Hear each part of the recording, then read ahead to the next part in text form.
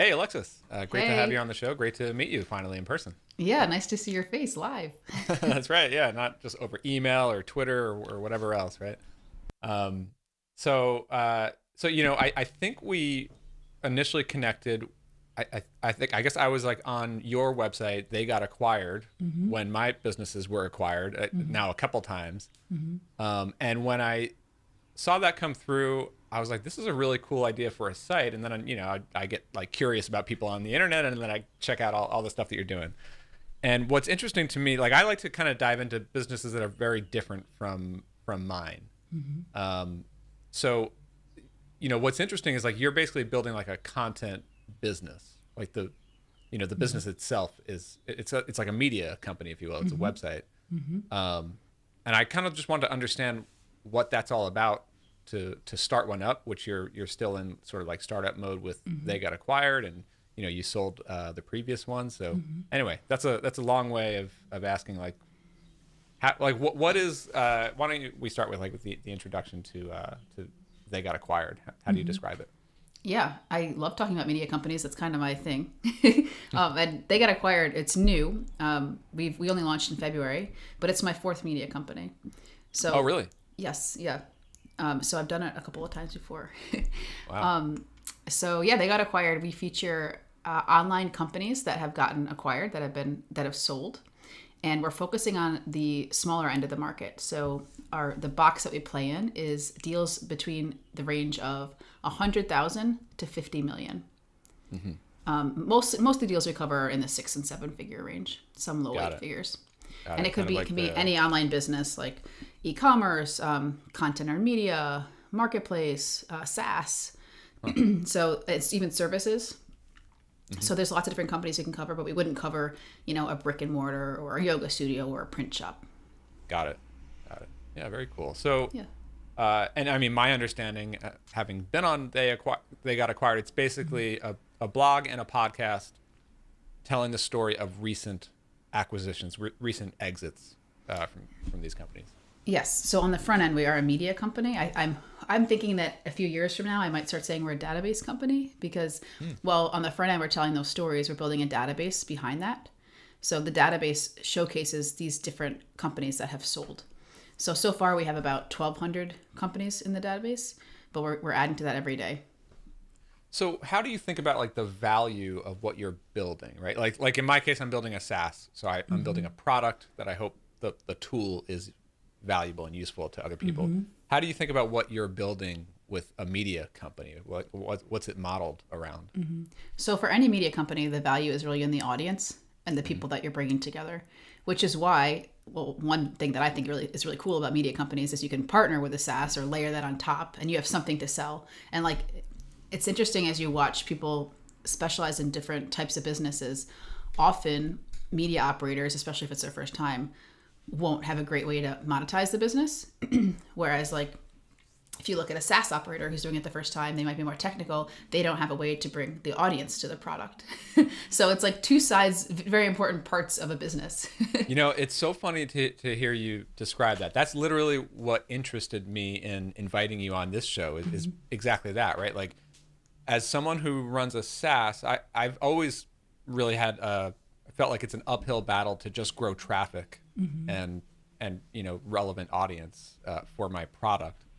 Um, and then I've been also interested in this idea, and we're starting to become like a trend now with like SaaS companies trying to become media companies as like a marketing play. I spoke to Corey Haynes on this show all about that. But yeah, I wanted to invite you on because it seems like growing the audience and traffic is what you're really great at, right? So like you must have some formula or tools and processes that make that easy. Yeah, that's the part that I like. I Yeah. mean, my background's in journalism, Hmm. but I started building businesses about 12 years ago. So I quickly realized like I like doing this better than I liked being a reporter, even though I love being a reporter. Hmm. But not all media operators have a background in content, but many of them do. So I kind of brought that to the companies that I've worked on, and then I worked at a startup where we grew pretty quickly, so I was able to learn how to scale a startup from the operational perspective, Yeah. especially with like the content teams in mind. So one of my sort of niche specialties, if you will, is building content teams specifically. Cool. Can we get like a brief rundown of like your previous startups? Like, Yeah, for sure.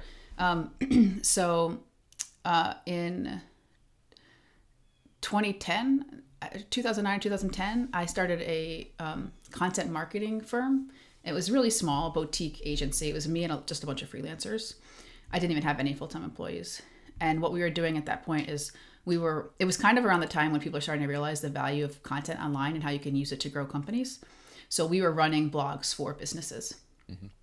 And the way we did that was we'd get a client in.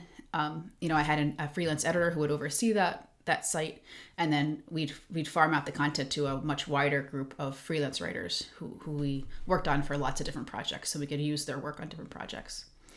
And I pretty grew similar that to my one of my previous businesses, Audience Ops. It was basically content. Like we powered the blogs, and we had a team of freelancers. Yep. Yes, yeah, exactly. So one of our clients was a personal finance site called The Penny Hoarder. And so we helped to grow their content in the early days, and they ended up acquiring my business. So that was an acqui-hire where the founder of that company brought myself and a bunch of members of my team in-house at The Penny Hoarder. And there we dropped all the rest of our clients, and we got to focus solely on building the content operation at The Penny Hoarder. So in that instance, it was like the value, at least when it came to your exit, was you built this operation and this team who is valuable to the Penny Hoarder, right? Yes. Like were they buying your, obviously they acquired the site too and its traffic. Was that part of like the value that they saw? Well, they owned the site because it was the Penny Hoarder. They didn't buy our site. They didn't care about like the agency or its clients. Right. You were like the service that. Exactly. So they cared about the people. So myself and the other members that came with us to join us, and we became employees. I was a second employee at the Penny Hoarder, so we became employees of that company. Got it. And then also like the processes that we'd built around, because at that point we've been running their content for a year and a half, and by bringing us in house, we could just use all those same processes and just pour gas on it. And then also the third thing that was valuable at that point in time, I think, was just the wider net of freelance writers that we brought with us. So even beyond the staffers that we brought, we had a lot of people that could write content in our network. Yeah. I want to get more into your process and building teams and stuff like that. But where'd you go after that? Yeah, so then I left the Penny Hoarder in 2019. And I returned to a project that I had worked on previously. It was a website called The Right Life, a website for writers. And I had started it as kind of a side business when I was running the agency, because we realized that we were running blogs for all these other companies, and it would make sense to apply the same processes to our own asset, so we get the upside, for the asset over time. Yeah.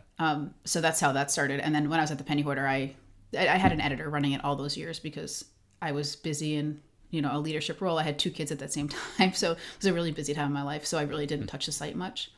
So when I left the Penny Hoarder, I picked it up again, partly to say, like, do I want to do this? What do I want to do with it?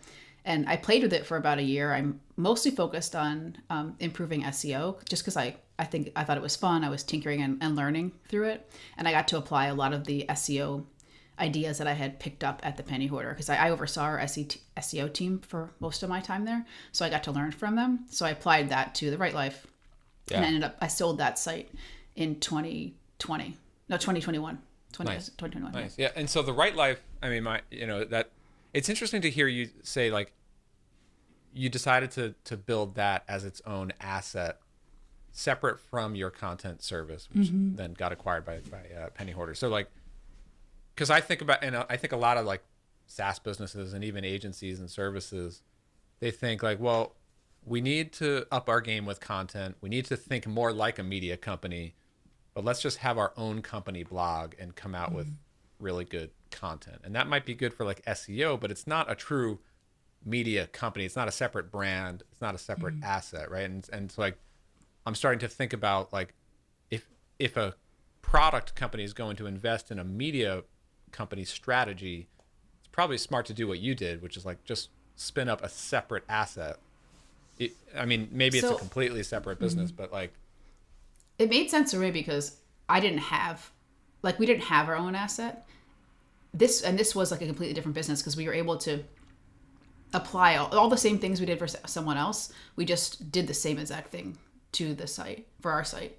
But I would actually advise differently on, I think if you're a product you want to build out content, I don't think you should spin up a new site. I think you should have, this is my personal opinion, I think you should keep it all on the same site. Yeah. And for like SEO domain authority? Yeah. And like, I mean, if the whole point is to support the sale of the product, you're just adding a point of friction by separating the two.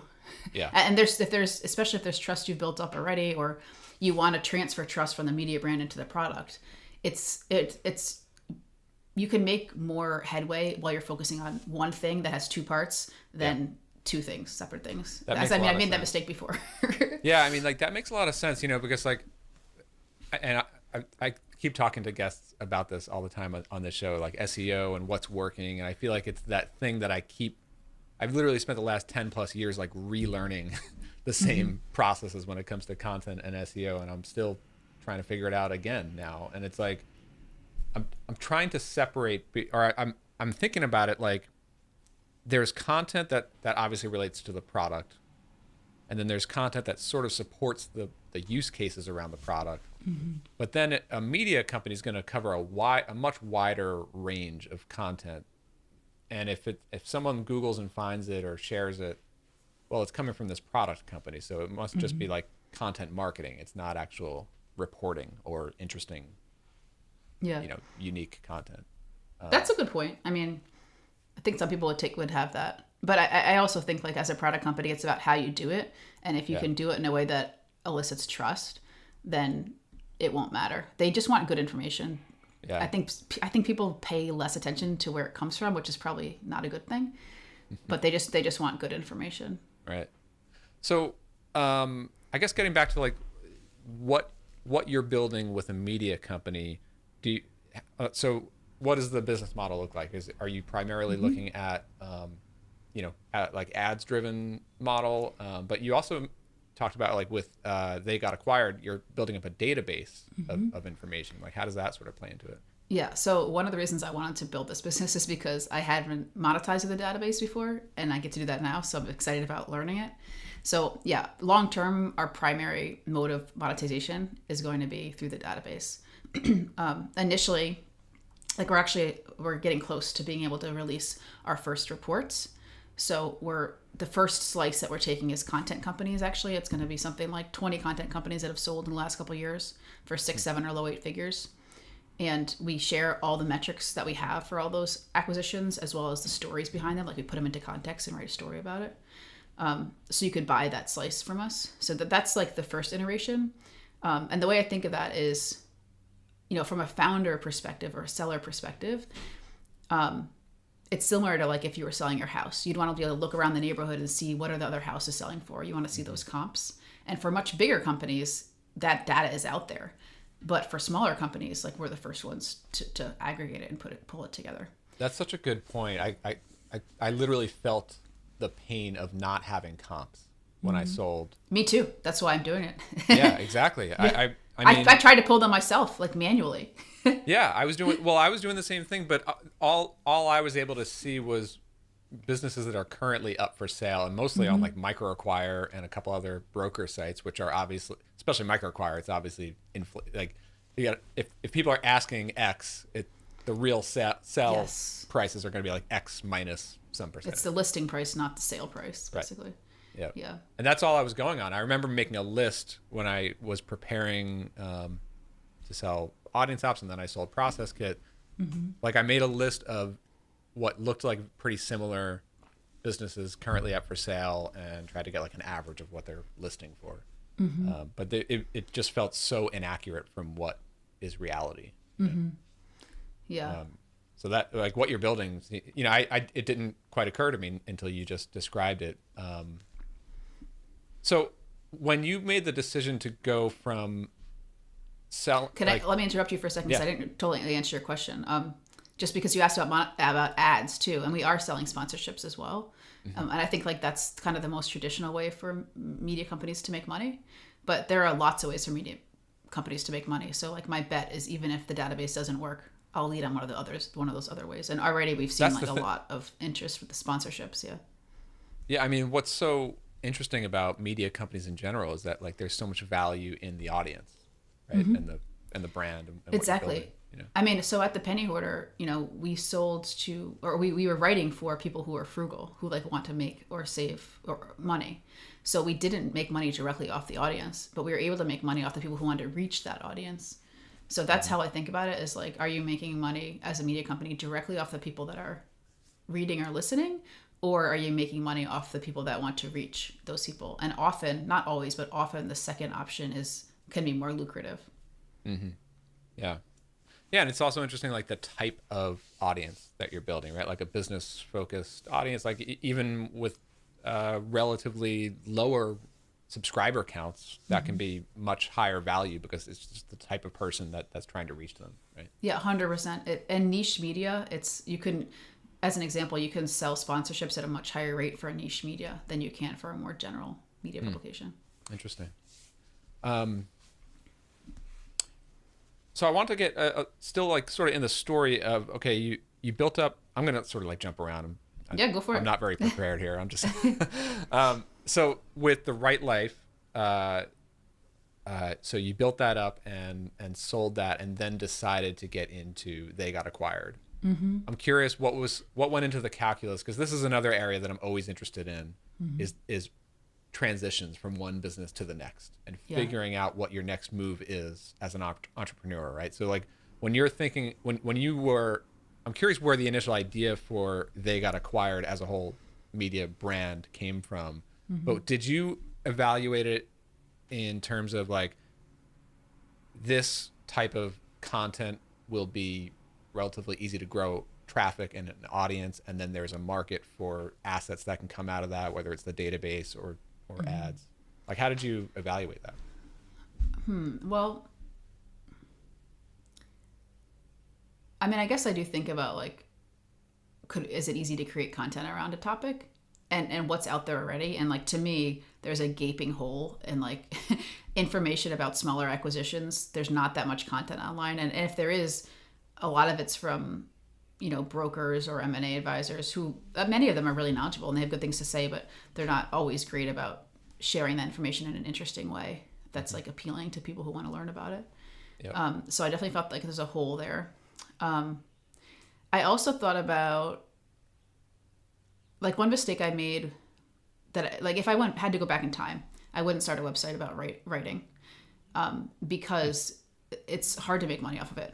I mean, there's definitely ways to do it, but writers don't have or want to spend a lot of money. And even some of the people who want to reach writers, if you go in that way, they also, not all those companies are, in the end, they're making their money off writers a lot too. So I found it wasn't the greatest space to be in. I mean, you could definitely make it work, but that was something I thought about going into this space is like. So like seeking like a higher value audience member. Exactly. Yeah, 100%.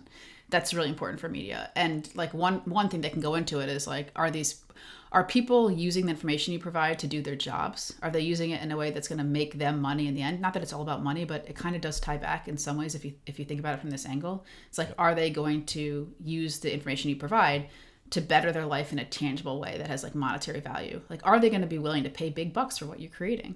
Yeah. And some of that's positioning, but some of it's also audience. And if it's a hobby that, you're writing about, I think the opportunity, it's still there, but it might be harder to get at. Yep. So I thought a lot about that when choosing a topic. Yeah. Yeah, for sure. I guess the trade-off there, like, hobby versus like real like business value is almost like B2C versus B2B, right? Like, and it's like the trade-off in a lot of these like consumer topic areas or subject matter areas that you get such a massive audience because it's such a massive interest, whether it's like That's personal true. finance or health or something like that. But it's difficult to monetize. And then on the other hand, like business, you don't need such a high volume of traffic for it to be high value. Yeah, and I mean, I think there are plenty of niches that are hobbies that you can monetize really well. But yeah, you may go after scale instead of like the size of the audience might be really important. Like if you're running a sports site, maybe you need to have lots and lots of readers. Whereas if you have a niche site where you can make more money per subscriber, then it can be a smaller audience. What does like the playbook look like to build a business like this? Like what? So obviously it's heavily content oriented, right? So again, like starting out, like I guess They Got Acquired is the perfect example since that's what you're in right now, right? Like, and you've been through it several times now. So what are the things that it's like you just got to get the ball rolling on building these building blocks? Yeah, well, I can tell you because I have it on my whiteboard right now. I think about it in 4 categories, not the one behind you, but the one in front of me that you can't see. I think of it in 4 categories. The first, most obvious one is content. What is the content? What does it look like from the beginning? We had to figure out like, how long would our posts be? What would they cover? What would be in them? And like, if you look at the website, you'll see we have this like little box that says, here's the deal. And it has the basic stats. Basic stats are like the data about each deal. So yeah, what is the content? Like, look, what is it like? Figuring that out from the beginning. And then making it. So like, even before we launched, we had to make a lot of content. So we had something to launch with. And that includes blog posts for the website, but it's also like a newsletter. You got to write a newsletter. And we also have a podcast. So creating all those things, and that's always the biggest expense for a media company. Is creating content is really expensive if you do it well and with good people. And so that can be expensive. And then the second piece is people. So I think of like, who are the people who are going to be doing these things for me? And, I have a team of about 12 contractors. I hope eventually to have a couple of full-time employees, but my goal is not to build like some massive, I want to have a big company in terms of reach and revenue, but not in terms of headcount. Like, I don't care about that. And I don't want to deal with a huge team again. Yeah. What does your team, what are the roles going to look like? So they're mostly content people. And it's funny, I did a call, I was on a podcast a week ago or something, where someone asked me, so it sounds like most of your contractors are content. Like, why don't you have any business contractors? And it kind of caught me off guard, and I thought, and it made me doubt myself. I'm like, am I doing this wrong? Why haven't I hired anyone to do the business stuff? But the truth is, it's like, that's not how, I mean, you're building content. Like, exactly. It is our product. Yeah. And the business right now is like, it's building the database, which is more product. And that's, and I know what we're doing there. And then second, like for selling sponsorships, I don't need a business person for that right now. It's just been easy. And it's just, I can lead that while doing other things because it's minimal work. So yeah, I have a bunch of reporters that cover the stories. And then I have a design person. And I have a researcher who does a lot of the research for the deals. A podcast producer. That's been really important because I had no background in podcasting before starting this brand. A VA, or like an operations manager. Very cool. And so in terms of like the content, obviously that's the core of it, right? So in this case, it's basically like a news site, right? Like, sort like of. Well, I mean, I guess it is evergreen because you could still want to find information about acquisitions that happened a while back, but like how do you keep the flow of new acquisition news to cover? There's so many. I mean, so the choice to not do news and to do evergreen was intentional, and the reason I chose that was because it's a lot easier.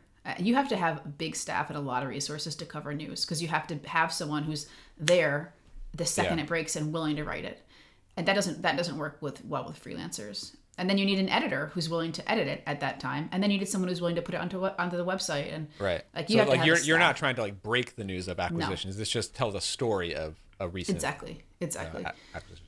Yeah. So I mean, we have, like I said, we've already put together a database of about 1,200 that we want to cover. So we're just slowly chipping away at it.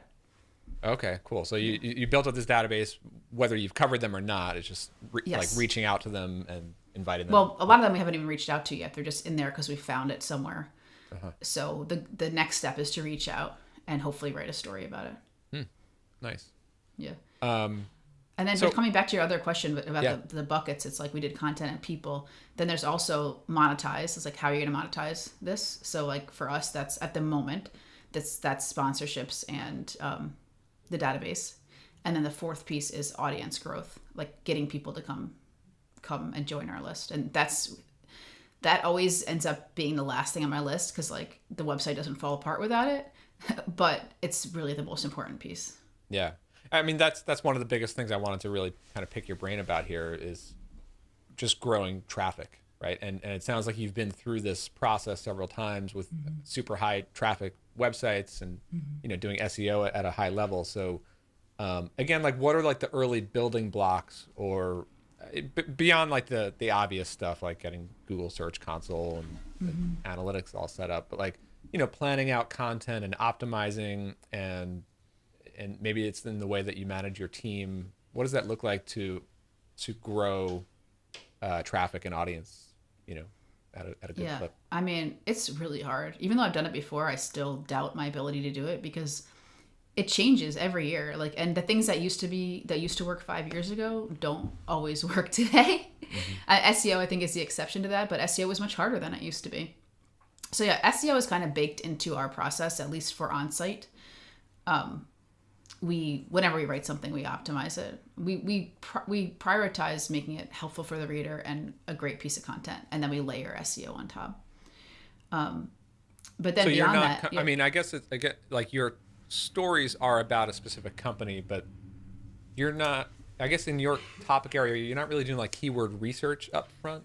So we have two different types of stories on the site. One is stories about companies that have sold, and for those, we're just optimizing for the company name usually, unless the founder is famous or something.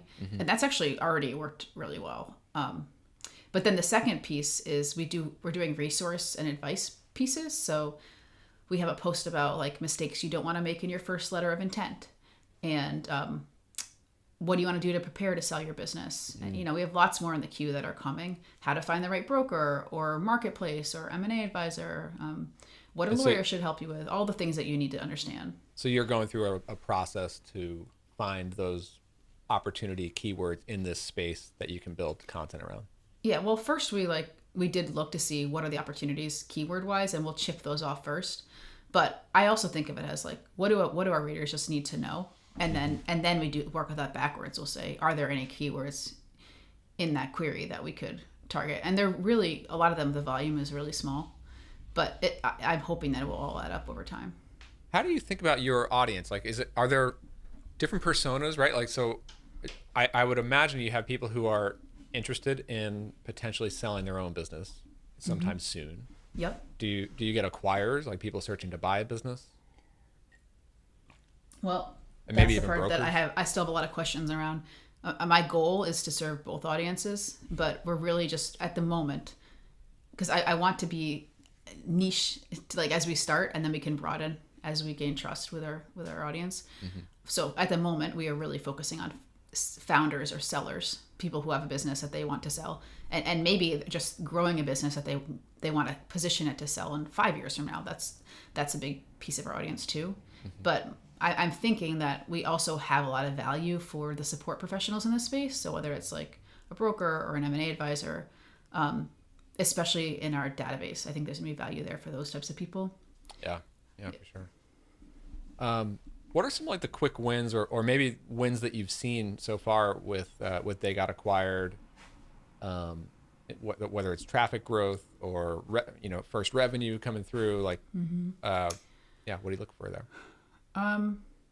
Well, we right after our launch, we got featured in the New York Times, which is a pretty big get. Really? They dedicated an entire their on tech column, wrote about what we were building. Wow. From the perspective of like, you hear about all these big acquisitions and you don't hear about the little guys, it's most of us. Like most of us actually fall into this category. Like most of us aren't building unicorns and don't want to build a unicorn, So shining like a spotlight on people who want to build sustainable businesses.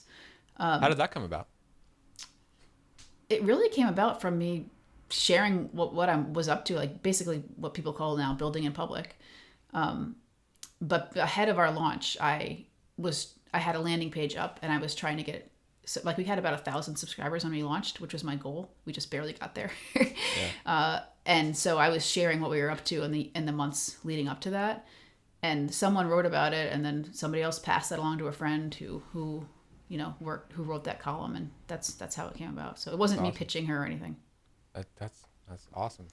It's so funny, like the the big media companies covering like our space of small internet businesses. Like I remember seeing, I think something in the New York Times maybe about 6 or 12 months ago, and it was like an article about like, look at these small, like they're calling them bootstrapped businesses. Like it's a unique concept that like no one has ever heard about before. It's like, well, we've been here for what, 10, 20 years. It's not when I was new, but yeah, when I used to be a reporter in Texas, and we always would joke because we'd be like deep into covering a beat, and we'd do like story after story about like the evolution of what's happening with that particular topic, and then someone from a big publication would like swoop in and like write a trend piece about this, and we're like, we've been covering this forever, but like it's just a different audience, right? Because they didn't know about it before, so you can take a different angle. Yeah, totally. So like when it comes to your process and team and just publishing content in general, what do you as a media company professional, like expert in content, know that a typical like SaaS operator doesn't know about content, right? Like, I don't know, like there must be something where it's like you see all these product companies publishing content, but they're not doing it the way that a real media content person would do it. Like, does anything come to mind there? You know what I mean? Like, yeah, that's a big question. I mean, I think voice is a big piece of it, is like choosing your voice. You want, in almost every situation, you want it to be an approachable, like relatable voice. We focus on that a lot at the Penny Hoarder, is like making personal finance accessible, because no one wants to read like dry information. Do you bring that into like your work with your team? Like, do you have an editing process? Working with your writers? Yes. Yeah. Yeah, and most writers will say like I had someone send me something today, and she said, "Is this the right voice or style that you're looking for, or do I need to like rewrite it?" Basically, I'm like, no, we're casual and informal, like that. How you did it is what we're looking for. I mean, every writer brings their own voice, but the publication also has a style that we want everyone to adhere to, and that's basically just like not boring, not stuffy. Yeah, pretty cool. So I mean, like, and you asked about the process, like, yeah, I can tell you a little bit about how we manage that. Please. Yeah, it's all we use ClickUp for our project management, and it's pretty simple because since I don't have, like, when we grow, or bigger media companies will have a much bigger blown out version of this, but at the moment we're only publishing about 3 or 4 posts a week, and we do 2 newsletters a week, so it's not a crazy volume, but at any given time we have probably 30 posts in progress. So we just use the statuses in ClickUp, and like I have one column that's like, these are assigned. The next one is the writer moves it into like, these are in progress. Then they can put it, I call it the editing funnel. They can put it into the editing funnel. It's ready to be edited. So that an editor will look at it. Then they send it back to the writer. Then the writer sends it back. We go back and forth as many times as we need to. Usually, hopefully it's not too many. Yeah. And then it goes over to someone else who puts it up onto the website. What's kind of like the volume of content that you're putting out, or the frequency? Yeah, it's just like 3 or 4 posts a week. So not crazy. Yeah. It seems like ClickUp is really, ClickUp is one of those like like big, like broad use cases kind of project management tool, but it seems like it's really ideal for a content publishing. Yeah, this is process. The first time I've used it, and I've really, really liked it. Yeah. I've loved how customizable it is. Yeah. Yeah, I really like it. Very cool. Yeah, it's cheap too, which is nice. Yeah, most of those big ones are like premium. Yeah. So where do you go next? Like, what's happening this year? We're coming into the middle of 2022. What are kind of like the next building blocks that you're working on right now? Yeah, the big piece is getting some of our paid products out there so people can buy these reports from us. Partly because I want to test, is it even going to work? I mean, if no one wants it, we're going to have to change, our strategy here. But then also because that will help fund the building for the rest of the year. So what are you looking for there? Like you're basically looking for businesses who are starting to think about going up for sale, like Yep. and giving them information to better equip them for an exit in the near future. Yeah, exactly. So like, we haven't done this one yet, but once we want to do the SaaS, we could say, here are 40 there's so many SaaS companies. Like that's been the easiest one to cover in terms of like, because I want to have a good variety, but there's so many SaaS ones. We could do like 40 SaaS companies that have sold in 2021. Yeah. And, someone who's going to sell a SaaS might buy that to see where they stack up compared to everyone else. Yeah. Yeah, for sure. Really cool. I mean, what else are you excited about right now, before we wrap up? Like what's... I'll talk about our podcast because we just wrapped the first season. Yeah. And how does that fit into the overall content? So it's a little bit different. Well, first of all, we're featuring founders. And we're only interviewing founders. We didn't interview experts. We only interviewed people who sold their company this first season. And it's a narrative style podcast. So it's like highly produced with music and narration. So it's like, more like, what's it called? How I Built It, or like, the NPR style of like storytelling. Mm-hmm. And the way I think of how that fits in is really just like, how do I help people trust us and understand that we're legit and doing good work here, and they can come to us as a resource. Yeah. So that's how I think of like the value of that in the grand scheme of things. What does producing that look like? Do you get them on like an interview that's sort of a typical podcast interview, but then you and your producer kind of cut it up into more narrative? Yeah. So our producer, her name's Laura Boach. She worked on it. She's excellent. She did 95% of the work for the podcast. Mm-hmm. Partly because, I first of all, I had no idea. I don't know how to do a podcast, but also I wouldn't have had time to do it and build the business. I only work about 30 hours a week. And that's just, I'm time boxed a bit there because I have a family and other responsibilities. Yeah. So I was like asking myself the question of like, how could I do this, but without spending all my time on it? Mm-hmm. And so, we do guest prep, and then I interview the guests, and it's usually, the interview is about an hour and a half. We found that we need that much time to get through everything we need. Oh, wow. And then what do the episodes end up being in length? About 30 minutes. So she then goes through it and she writes a script that tells the story of the person, basically. And there's usually a theme or like something people can learn from it. Yeah. So it just like gets to the meat way faster than, like, I find, we didn't really do this today, but I find a lot of podcasts, they chit chat at the beginning and you're like, just talk about the thing. Yeah. I'm really impatient. Not everyone's like that, but I'm pretty impatient.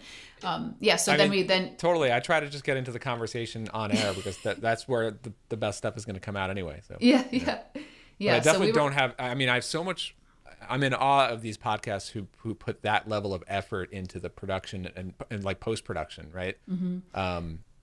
It's way more. It's so much harder. Yes, yeah, it's so 100%. It's way more work. It's way more expensive. Mm-hmm. I'm hoping that it will be a good investment for us over time. And my goal is, if and when we do another season in the fall, I'll be able to get some sponsors that will just cover the cost of it for us. Mm-hmm. But yeah, check it out. They got acquired if you just search in your podcast player. And she did a great job. I'm like super proud of there's only 8 episodes, but I feel like attached to every single one. She did a really good job. That's awesome. And it's great to kind of box them into seasons, right? It's like it's like you're building an asset. It's a product in itself. Not a never ending project. Check it off. Exactly. Very cool. Yeah. Well, they got acquired. We'll obviously get that and everything else linked up in the show notes. Alexis, it was great to hear, what you're working on. This is awesome. Yeah, thanks for asking good questions, and it's nice to connect in person. Yeah, I'll definitely be following along. Again, it's like that.